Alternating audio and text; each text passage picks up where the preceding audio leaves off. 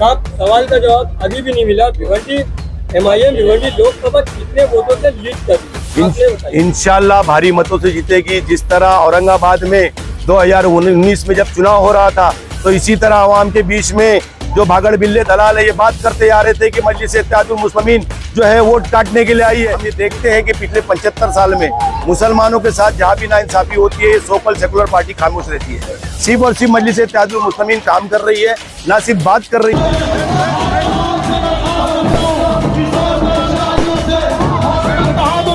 भिवंडी लोकसभा के उम्मीदवार मोहतरम जनाब अकरम खान साहब का इस्तकबाल करते हैं। आप तमाम से अदबन गुजारिश है कि तालियों से स्वागत करिए इत्तेहादुल मुस्लिमीन के उम्मीदवार जनाब अकरम खान साहब हमारे इत्तेहादुल मुस्लिमीन के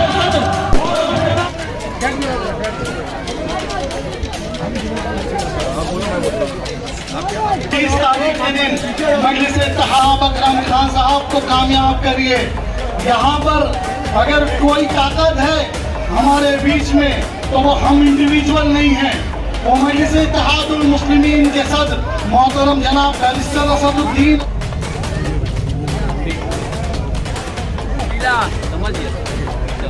अब पीछे पीछे पीछे ओके।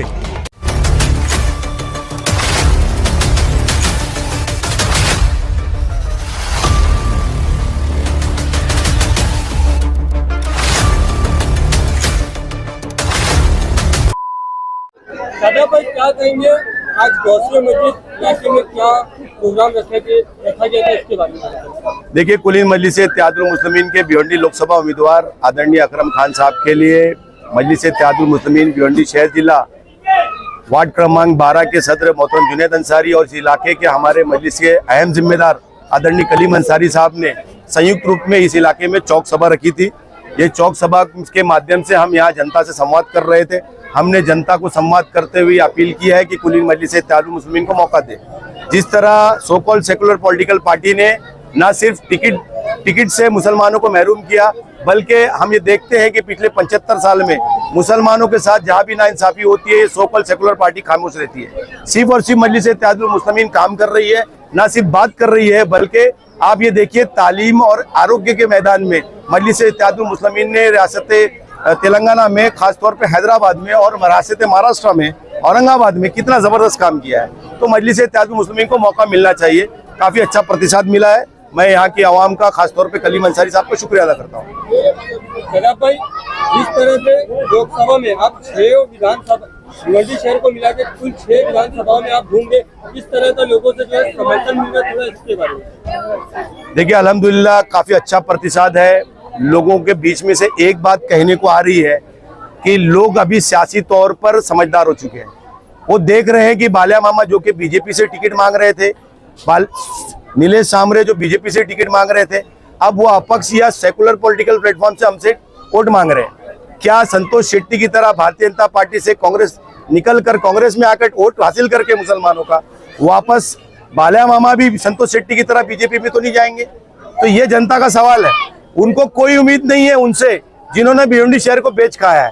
क्या शोएब गुड्डू, इमरान मौलवी, मोहम्मद रशीद ताहिर मोमिन ऐसी लीडरशिप ने कॉर्पोरेशन इलेक्शन में, खासतौर पे अबू असीम आजमी ने पिछले 30 साल में इनके कॉर्पोरेटरों ने मेयर इलेक्शन में बीजेपी को वोटिंग नहीं किया है?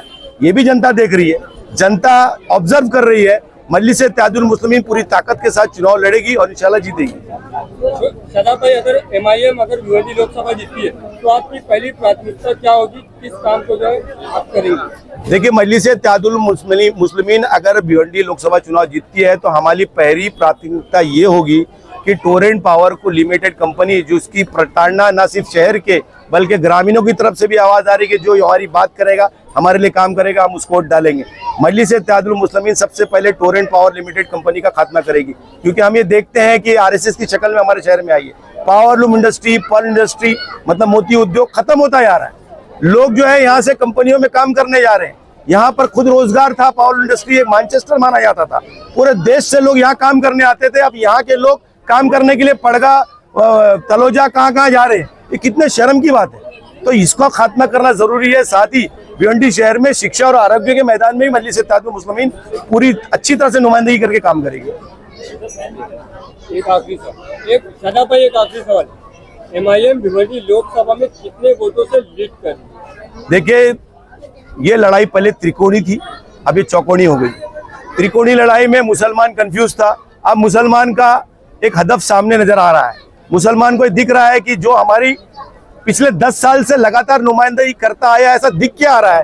ऐसे बैरिस्टर असद अवैसी का नुमाइंदा आज पहली बार भिवंडी लोकसभा चुनाव लड़ रहा है, तो क्यों ना उसका साथ दिया जाए।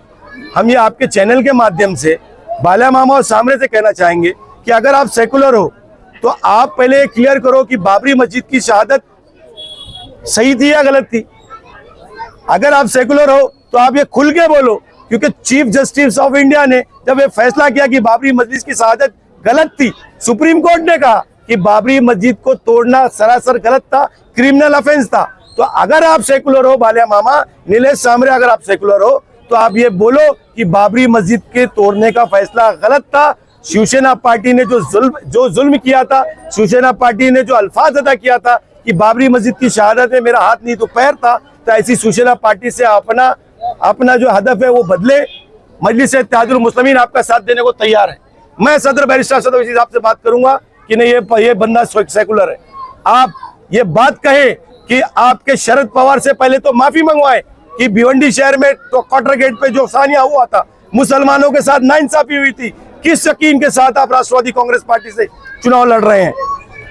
क्या आज तक शरद पवार ने इस बात की मजम्मत की कि वो गलत फैसला था, मुसलमानों पे गोली चला गई, मुसलमानों को जेल में बंद किया गया?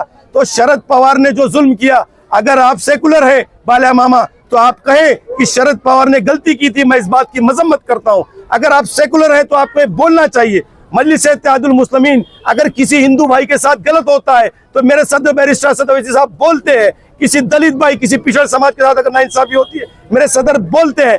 अगर मजलिस इत्तेहादुल मुस्लिमीन के ऊपर जो इल्जाम है कि ये सेकुलर पार्टी नहीं है, तो ये कौन सा सेकुलरिज्म है कि वो दलित भाई हिंदू भाई को टिकट देता है और चुना के लाता है? आप तो एक मुसलमान को टिकट नहीं देते, ना ही चुना के की बात करते हैं। तो अगर आप सेकुलर है तो आप कम से कम आवाम के बीच में ये टोपी दरगाह पे चादर चढ़ाने से काम नहीं चलेगा। आप सेकुलर हो, आवाम के बीच में बताओ तो हमें यकीन होगा, नहीं तो आप भी संतोष शेट्टी की तरह वापस बीजेपी में जाओगे।